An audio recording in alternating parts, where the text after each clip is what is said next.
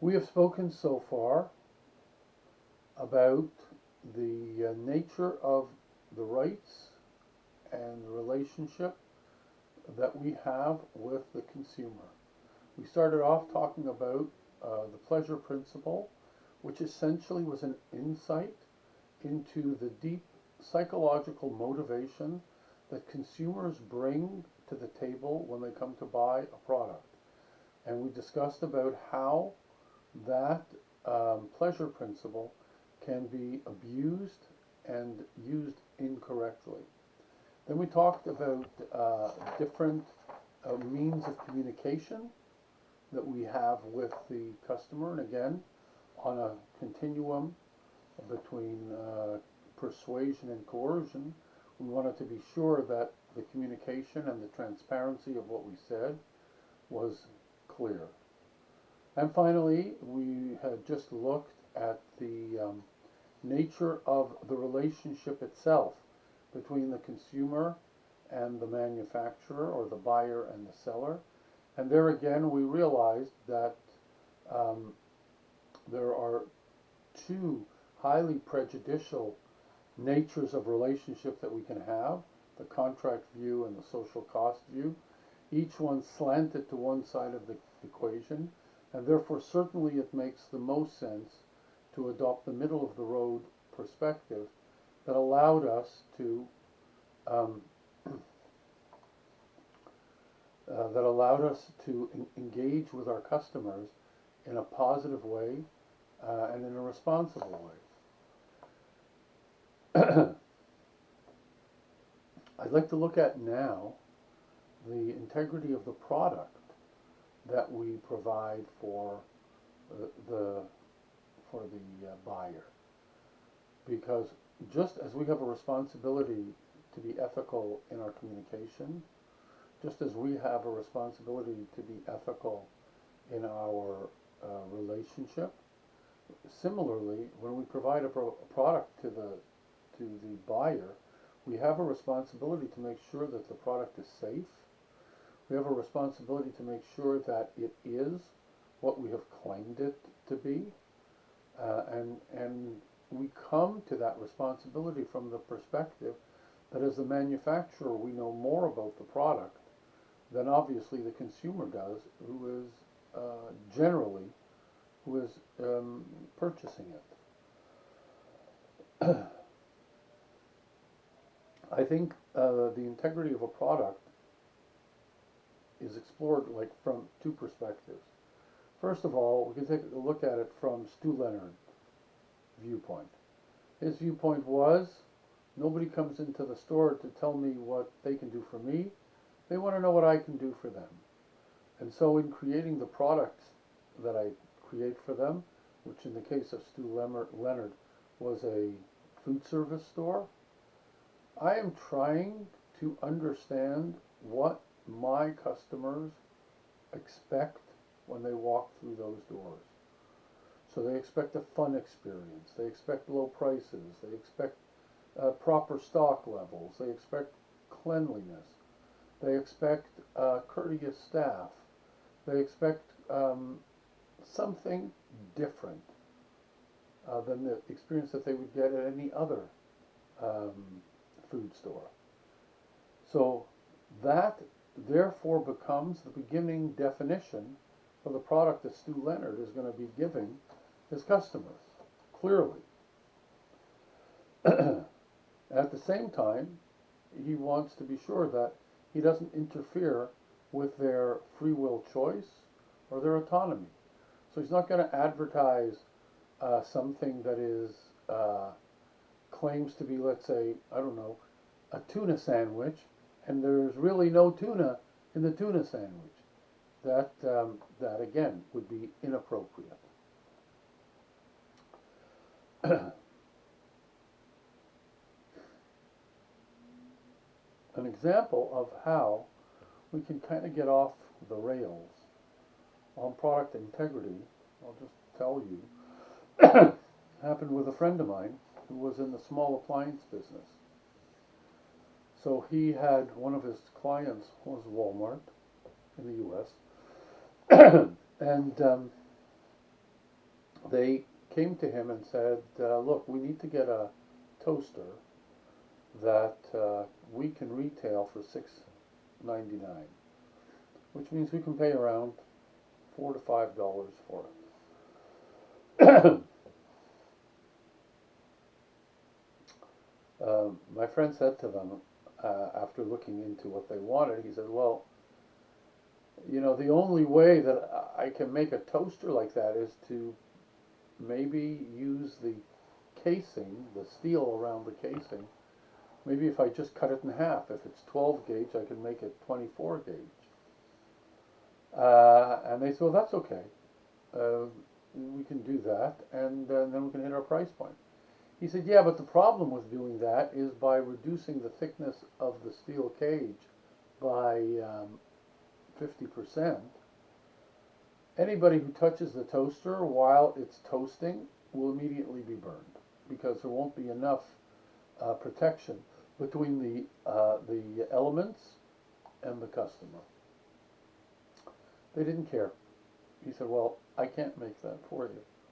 So I have to decline the order. They declined the order, and or he declined the order, and they went to another vendor who was desperate for that account.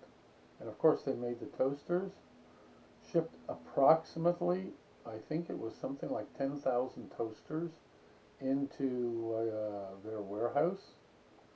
Then the toasters were distributed to the stores, and within 2 weeks, the stores started calling up the buying office and telling them of these horrible stories of people who've come back. They're returning the toasters. Their fingers were burned. Their children's fingers were burned. All kinds of issues. They're returning all the toasters. Stores packed up the toasters, sent them back to the head office distribution center. And of course, the distribution center promptly called the manufacturer and said, sorry, we don't want the toasters anymore. The new vendor said, what do you mean? I made them exactly the way you wanted. Yes, but you know what? They're burning the customers. So like, you knew that. The previous vendor didn't want to make them for you because of that reason, and you came to me specifically because I would make it for you for that reason. Yes, we realize that, but we didn't think it would really make a difference, but apparently it does. So now this vendor has an interesting choice. If he doesn't take the stuff back from them and absorb the, was that 10,000, $4 a piece, $40 or $50,000 loss, if he doesn't absorb that, then they're never going to do business with him. So when you're playing with the customer integrity of a product, he should have known that if this was unsafe and the other vendor chose not to do it, why did he do it? What made him feel that that made sense? Now he's got to either absorb the return or absorb the loss of one of the largest retailers on the planet. What do you do? Well, if you had been thinking from a warrior perspective, never would have made the product in the first place, the way my friend concluded. He says, I know I'm going to make it or have it made. It'll get to the stores, the customers will react, and we'll just get it back. There's no point. I'm better off to say no to start with and then be there if and when they decide to repurchase the product with the proper amount of steel in the casings on the side.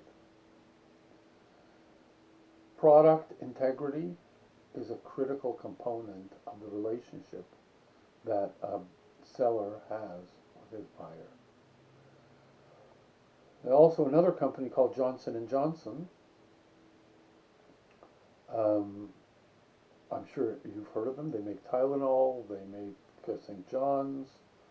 They have a number of very popular brand names. And in all honesty, Johnson & Johnson is a brand promoter. That's their essential business. They take the product and then they market and distribute it in an effective way. The only problem with them, it was a big write-up actually in the New York Times, is that in the year 2014, I believe, they had close to 300 million recalls, whether it was Tylenol or something from St. John's or their baby shampoo line, the baby powder line, whatever it was. 300 million units have to be recalled. And the problems with the product covered the entire spectrum of factories that they have. And they have, if I'm not mistaken, close to 300 factories worldwide. And these problems were coming from all of them. What's going on here? How do you have 300 million in recalls? It got so bad that the New York Times article quoted the fact that CVS pharmacies in the United States told Johnson & Johnson that if they continued on this pace of recalls, they would drop their brands from their stores because the customers themselves are losing faith in a brand that has to keep getting recalls. That means you never know what you might be eating or ingesting from this company, because clearly their standards are not able to properly safeguard the customer. That's a question of product integrity. Now, it's a very interesting issue because at the end of the day, all of the failures with the products that they had could all be traced to human error. So you have to wonder to yourself, what would cause so many people to make so many mistakes? And I can tell you without ever going to any of the factories, there's only one answer for that. And that is people hate working there. Whatever their HR policies are, however those HR policies are implemented, whatever the working conditions are across the board for them, it is creating a workforce that is unhappy in the work they're doing. Contrast that with Malden Mills. Malden Mills had a workforce that was creating 1% defects in their production, which is unheard of, since the normal is 10%.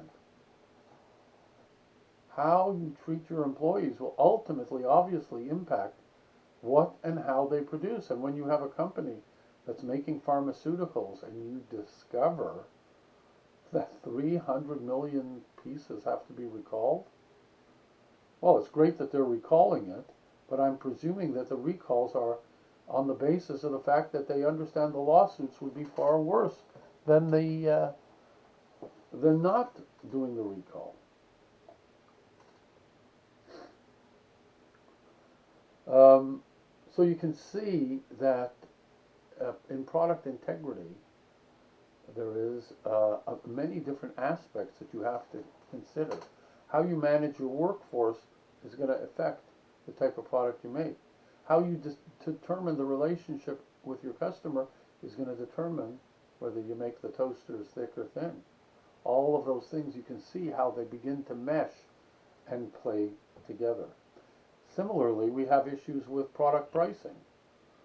They're also open to abuse. In some cases, companies, when there is a desperate situation, a natural disaster, a flood, whatever, they'll turn around and they'll price gouge. Now, the laws have come in to stop that from happening, but those things do happen. Price fixing, another issue. All of those are involved in the integrity of the product. Now, today, because of instant information, we can tell you what the price of oil is pretty well anywhere. So companies that would normally perhaps have been able to get away with gouging find it very, excuse me, very, very difficult. Now, also in the issue of pricing, and again, we're just talking all about product. Also, in the issue of pricing are sometimes retailers who come in and they disrupt markets in order to gain dominance in those markets. And then once they've disrupted the market and essentially forced the competition in, then the prices go up beyond what they normally would have been. And that again is unethical behavior. It's something that Walmart has been accused of numerous times, of going into small towns, undercutting the mom and pop pricing until the mom and pop stores can't survive, because ultimately the customer is going to go to the lowest price. And then once the mom and pop stores are gone, once the downtown core is eradicated, then the suburban Walmart stores upped their prices, and nobody had any choice in terms of what to do.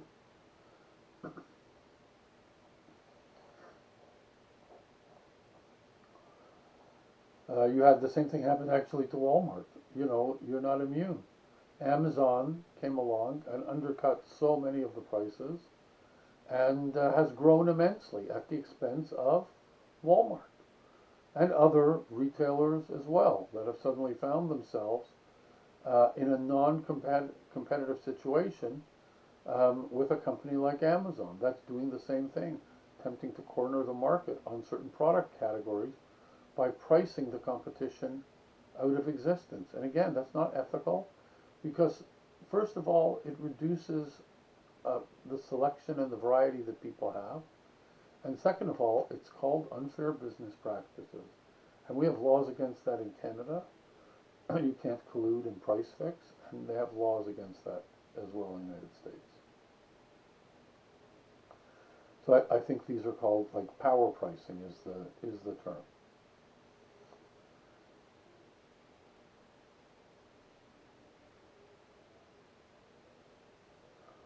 So how do you deal with all these issues? That becomes the final question. How do we deal with these issues?